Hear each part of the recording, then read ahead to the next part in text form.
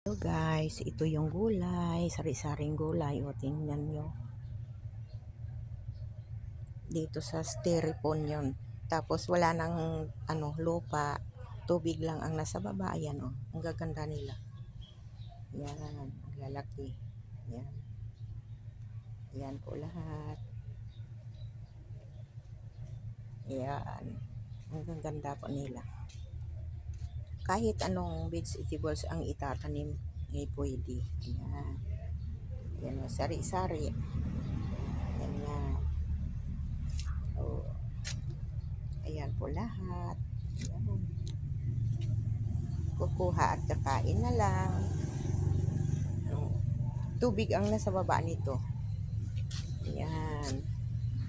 Yan lahat. So, thank you very much po. Yan, ito katatanim. Ayan.